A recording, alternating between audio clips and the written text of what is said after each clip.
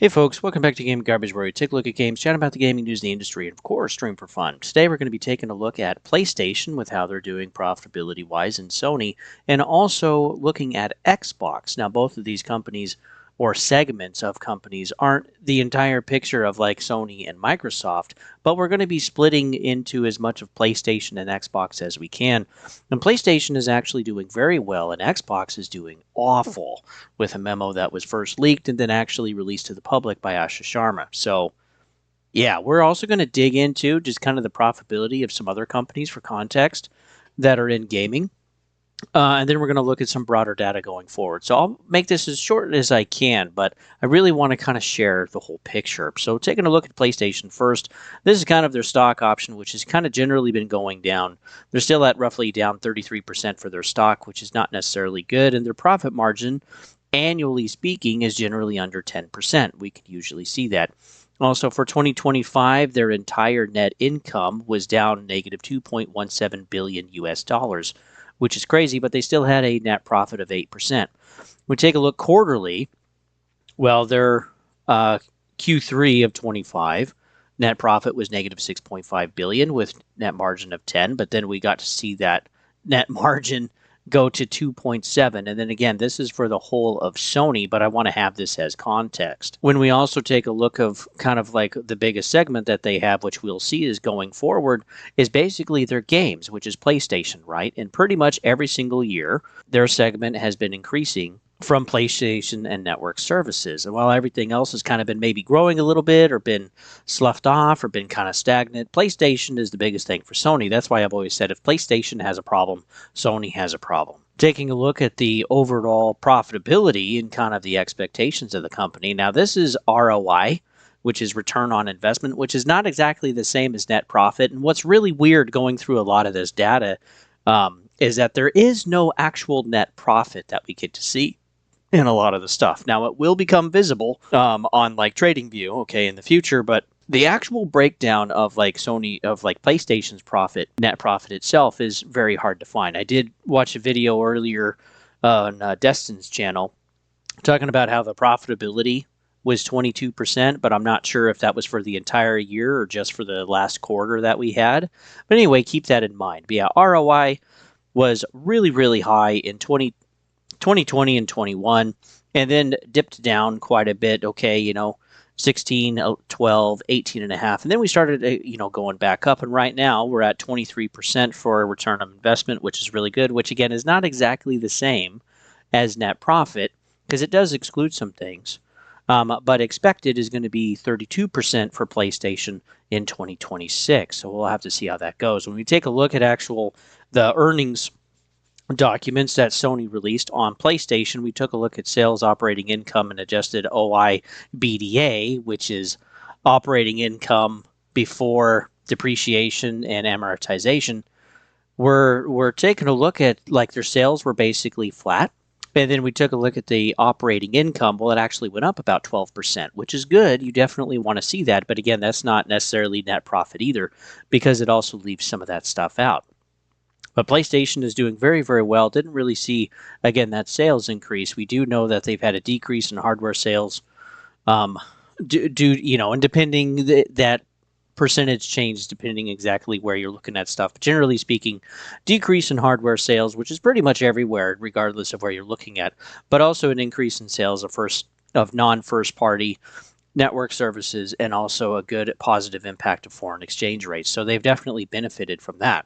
They've also had a year-over-year increase of 125 million accounts for PlayStation Network, which they have been a little bit higher than that, but this is just comparing from last year in 2024, their fiscal year. But yeah, they have reached a peak of 129. So to be at about 125, it has gone down a little bit. But if you wish to keep track of that, you can go to Statista and actually look every single quarter of basically what it is. But we don't necessarily have exactly a good idea. The last I heard about it, it was around 10, maybe 12% actual profit. Any other impairment loss, we already got to chat about that a little bit. And I still think they've actually paid too high for what Bungie actually is. I don't think what would that make it now? 2.9% or $2.9 billion.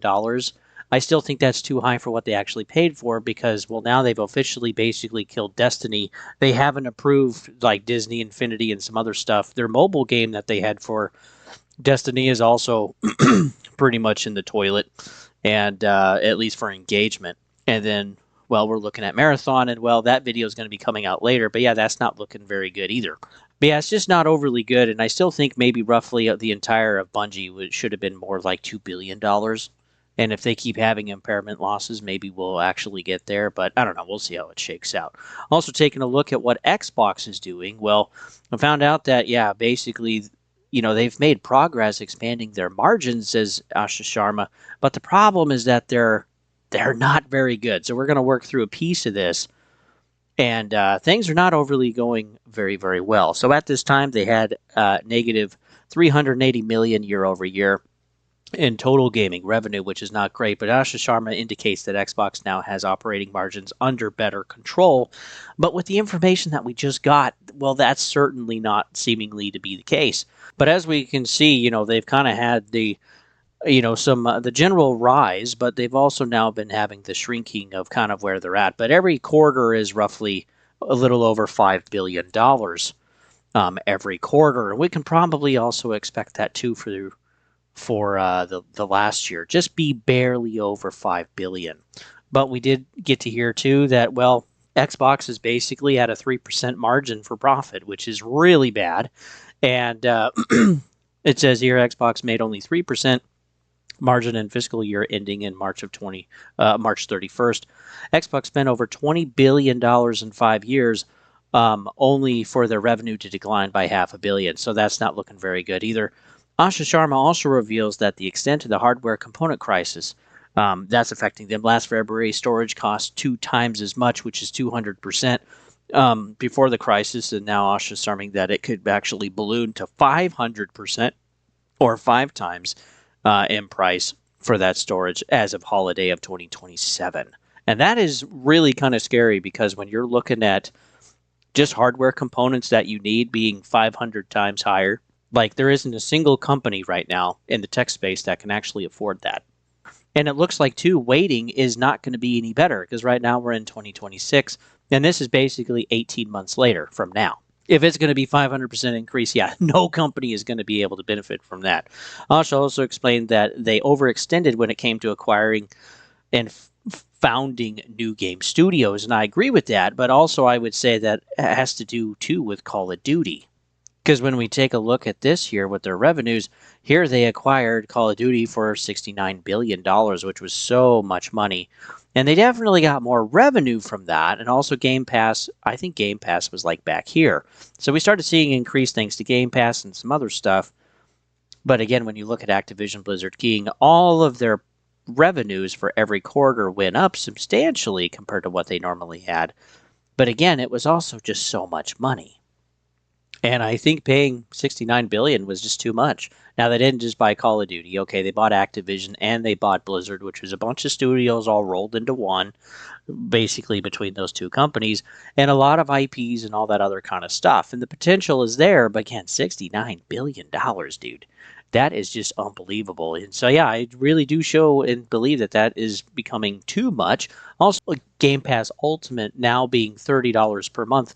Well, that was way too high. I talked about that too. It's just too high for the general person for what they feel like they're getting out of it, even though that is technically a good deal if you're buying basically 3 games a year. Well, you don't own those games.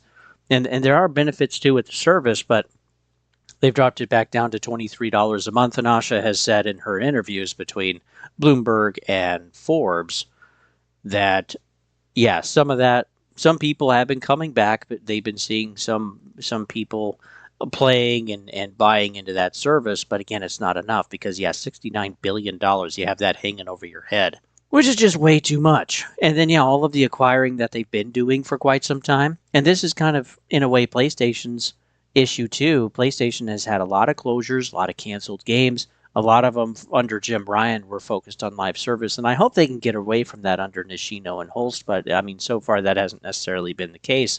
But yeah, both of them bought a lot of studios, and both of them have canceled and closed a lot of stuff. So yeah, they got to get that under control. Asha also claims that Xbox platform infrastructure is too reliant on vendors. So this is also part of the issue with everything being so expensive, is that if you're not actually getting it yourself or producing it yourself, then you have to pay someone else. They also have, profit margins that they want to hit. And so, yeah, you're just ultimately paying more money. So maybe we can actually see in the future them trying to actually get away from this. And rumors are spreading right now that Xbox plans massive layoffs, which, yeah, I would agree. I would expect that because you can't be at 3%. While this letter doesn't directly confirm that, it's very credible. So, yeah, we'll have to see what actually happens. But if Xbox is at 3%, that's still technically profit, but yeah, that's really, really bad because even if at your 10%, again, that's not really great. You really want to be somewhere between probably 12 and 15%. That's pretty good for a business. But yeah, when you're under 10, that's bad. And when you're under 5, like you're failing. That's basically what's going on. Now, what we have heard too is that the Helix is still planned to come out. We're hearing some version of it, basically holiday of 2027. But again, if it's 5 times the cost, man, dude, it's just too much. People cannot afford what's going on, which is crazy. And we're going to dig into this with some other companies. So when we're taking a look at Nintendo, again, they have a weird number, but yeah, this is actually a Nintendo company. Well, their profitability for stock is basically cut in half with where it's at. That's really insane, like 50% loss. Also, they've had decreasing profit margins every single year. We're basically at 18%, which usually they're in the high 20s. So for them to drop that much is quite a bit. And then, yeah, they also had one of the lowest profit margins ever on record at 16%. So hopefully that doesn't continue. But I did talk about, Nintendo's last showcase, or a few showcases, that, yeah, the Switch 2 is too high. We know it already went up in Japan. And then when it did, week over week, they saw an 87% drop in console sales, which is just mind boggling. And that'll happen here too when the price goes up on September 1st for Canada, United States, and Europe and the UK. And, they're also going to raise the price over in Latin America, but that will come at a later date. But yeah, September 1st, that's also going to change sales because, yeah, who wants to pay $500 for a few exclusives? And I think that's kind of the issue for a lot of it going forward. But exclusives can help you swayed one way or another, depending on what type of exclusives that they actually have. But yeah, Nintendo is not necessarily doing super great. I will say too that Nintendo has sold a lot of consoles, fastest on record. Right now, they're probably around 19 or 20 million consoles sold so far. We'll have to see with their next earnings report. But they had to cut back production for the United States, and they're hoping to ramp that back up. But again, if sales don't happen, like with this price increase, well, they will continue to keep that lower production, or even maybe lower it more, depending on what happens, which again is a kind of a problem. So. And then, yeah, a lot of their first party games have kind of been meh. They've been okay, but they haven't been great. And that's what you need for selling exclusives. Take a look at Capcom. Well, they've also roughly been cut in half just since July of last year. And yeah, this is not great, but they've been having some pretty good bangers lately, which I'm sure is helping. But yeah, their revenue's going up, but their profit margin is actually going down. And you're going to see this repeatedly with a lot of these companies, is that they're not actually doing great. And then again, Capcom actually got below 20% profit, which I think is one of some of the lowest they've actually ever had in a very, very long time. So yeah, Capcom luckily is they're kind of decreasing too, but they still have plenty of room to go. We take a look at EA. Well, we kind of have the same story here. Very low profit margin, got up to 16.9, excuse me, percent. And then we've been decreasing profit margins again. And again, they're making plenty of revenue, but again, the profit is just deteriorating. And the inflation is affecting these companies too. Now this is kind of a weird chart. This only goes to 2025. They tweaked stuff, so you can't go back that far. But yeah, they have been getting pretty good. We heard that they're basically going to be bought by Saudi Arabia, and they're going to have like a 93% influential stake in the company. The country will. And so things have been super stagnant now, and that's basically why. This is around where the news came that, yeah, they're going to be bought. But again, if EA was actually doing well, why are they being bought now? And they're going to be bought for about $55 billion, and some of that's going to be pushed onto the company, EA itself, that basically has to pay it off. And if they don't, well, that's going to be really bad for EA. Taking also a look at Square Enix. Again, we're looking around August is kind of their peak, and they've lost a little over 50%. I think if that works out that way. pretty close, or maybe more like 40%. And they kind of just been bouncing around here. But yeah, their profit margin was super, super low in 2023. But their profit margin has been coming back. But again, we still can't really get above 10%. We did at one point for one quarter in 2025 at 19%. But yeah, now we're back down to 5%. So Square Enix is struggling too. And everybody is. When we take a look at Take-Two Interactive, well, they've actually done pretty well, but they're kind of just going sideways now long term. And they've also had some massive costs and also massive drops in profit margin, probably because of GTA 6. So yeah, that game has to perform. But we're looking at negative 1 billion, negative 3.7, negative 4.5. So again, if they're not getting this money back from GTA 6, how much do they need? One, kind of almost 5. So $9 to $9.5 billion from GTA 6, then GTA 6 may not necessarily be seen as a good profit. But yeah, their profit margin is coming back up. It's still negative, which is insane in 2025. And even quarterly, it's been negative every single quarter. But yeah, GTA 6 is costing them a lot of money, so it has to perform. And even if we're finding out that GTA 6 roughly cost them about somewhere between $2 and $3 billion for a budget and for marketing, again, that's still an estimate. We don't necessarily have an idea. But yeah, this negative income of money flows going out somewhere. They're still having plenty of revenue, but yeah, to have negative net income, even with all of that revenue still coming in, that is crazy. And just to have net income almost be at zero, they have to make $6.6 billion. Like, just comprehend how much money GTA 6 is really costing them. So yeah, that has got to perform. So we're going to keep track of that story. Take a look too at Ubisoft. Well, they've been deteriorating for a long time. Super long time. They basically lost 90% of their stock. And then again, their profit too also has not been very good. We found out too that they basically lost $1.3 billion in 6 months. Congratulations to them. And so, yeah, Tencent too is also losing their money and losing that investment along with all of the other investors. And yeah, this is not great. Now, they have restructured into 5 different houses, and basically each house is responsible for their own profitability, which could be interesting. Kind of like with Xbox, there's kind of some rumors right now that Xbox might actually be spun off into its own kind of subsidiary of Microsoft. That way they're going to be kind of more responsible for what's actually done, but it might also be harder to actually see what's happening behind the scenes at Xbox. But again, yeah, if you don't have something that's profitable, but you don't necessarily want to get rid of it, I don't know. Yeah, it's not necessarily a good thing. Yeah, this was their second half of 2025 for Ubisoft, and yeah, negative $1.3 billion and almost negative 200% profit, which is super, super bad. So they got to get their stuff in gear. Again, Black Flag Resynced is not going to save them. It depends kind of going forward, but they've damaged their reputation so much, people just do not buy their stuff. And also, there's so many options now that are better than generally Ubisoft games. They also closed 2 studios and also are having some layoffs. So they shut down Winnipeg and also Belgrade. Hopefully, I'm saying that correctly, which basically cut 51 more jobs at Barcelona, and then also dozens of others per Insider Gaming at San Francisco. So they've definitely cut off some, which is roughly about 380 roles currently, and that's roughly 2.3% of the 15,000. I remember when they had like 20,000.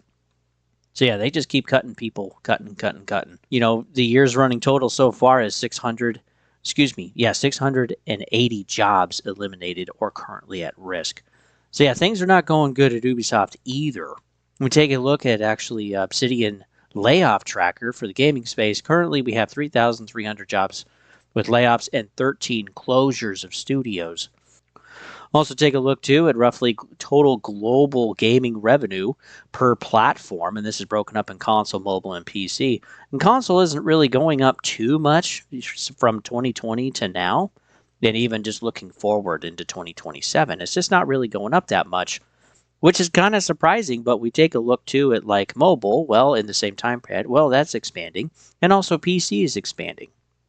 And we've touched on this, too, where just people are seeing what consoles offer at the cost, and it's not a benefit to the player. And so people are going somewhere else where the hardware doesn't necessarily matter and they're still able to play these games. And so I think still going forward, um, I don't think it's necessarily a good idea to actually have exclusives because Nintendo has only really sold their console because of cost, not because of the exclusives. People buy it for the exclusives, right? But if it's ultimately too much money, they're just not going to buy. And a lot of people, especially younger people in their 20s, they're realizing, look, like PC is the best place. I get multiple storefronts. They're competing for cost. I don't have to pay for online. I get all of these kind of different things for graphical options, and also I have emulation and all of these other things. And it's not just a PC. There's other things I can do with it too, like editing, etc. And then too, with PC, there's also just you're kind of treated better, really. And you can upgrade the components when you need to instead of buying an entirely new device, which is ultimately more cost effective in most cases in the long term. And then mobile, well, everybody has a phone, and so this is kind of where a lot of it's actually going is in mobile. But then you look at console, and it's just I don't think console can necessarily compete like it could because PlayStation has had some struggles. Nintendo is starting to have some of those struggles again. And then also Xbox, well, they've been struggling for like the last two generations. We're working now toward the next gen. So where things go, I don't exactly know. It's just kind of a mess. These are actually the totals per year, and projected is to be $205 billion, which is insane. And again, my point for showing this too is to show that, yes, while revenues are going up, that doesn't mean profit is up. But again, I want to go back to this. And this is what is so important. Asha says that the hardware components basically will go, or storage costs will go up 5% in price this holiday. Yeah, if in 18 months it's going to be 500 times, what do companies do? Again, I'm not worrying about the companies. I'm more worried about myself and you guys.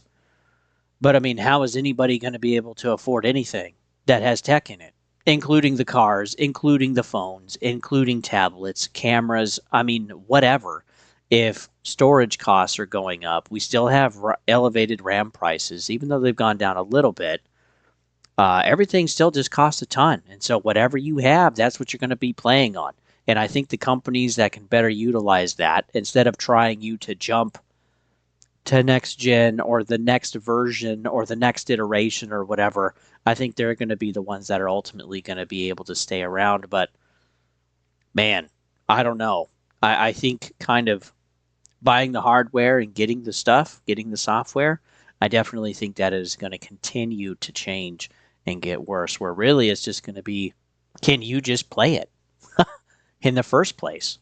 Because again, you can't afford the hardware. I mean, if the PlayStation 6 is going to be like 800 or $1,000, that's a lot. Steam Machine around $1,000, that's a lot. And then if the Helix is like 12 or 1,500, good gal. I mean, just and again, for all of these options, it's like, just buy a PC. Just buy a PC. Then you can do whatever you want. You have more liberty. You have more options, and you can upgrade when you need to, which is nice. You can upgrade when you need to a little bit with the Steam Machine and also with like PlayStation 5. But again, it's not like PC. So I think everyone that really cares about kind of like what we think of gaming, not, I'm excluding mobile, but like everything else, all of those folks, I think basically whoever's left in the console space is really just going to funnel into PC. If you can kind of have your PC and your console experience too, I think that's where players are going to kind of go. And I'm really curious what the younger generations think. And do they even care about video games? Like we have Gears of War E-Day as an exclusive, but again, all of the younger generations, they didn't grow up with Gears of War. They didn't grow up with Halo. They didn't grow up with Wolverine either. And they also didn't grow up with God of War. So our exclusives really going to matter in the long run. And I think the revenues are really going to show that. And again, if they are not generating enough, exclusivity is just going to go bye-bye. And if you got to stay where you are, man, stay where you are. It's okay. Wait for sales. Wait for holiday discounts. Wait until you have more money It's okay. You don't have to go out and try to buy the latest or second latest thing. Just stay where you are. Stay away from debt. Save that money and expect a rainy day because in gaming, it's still coming. And with that, folks, I'll see you guys on the next one.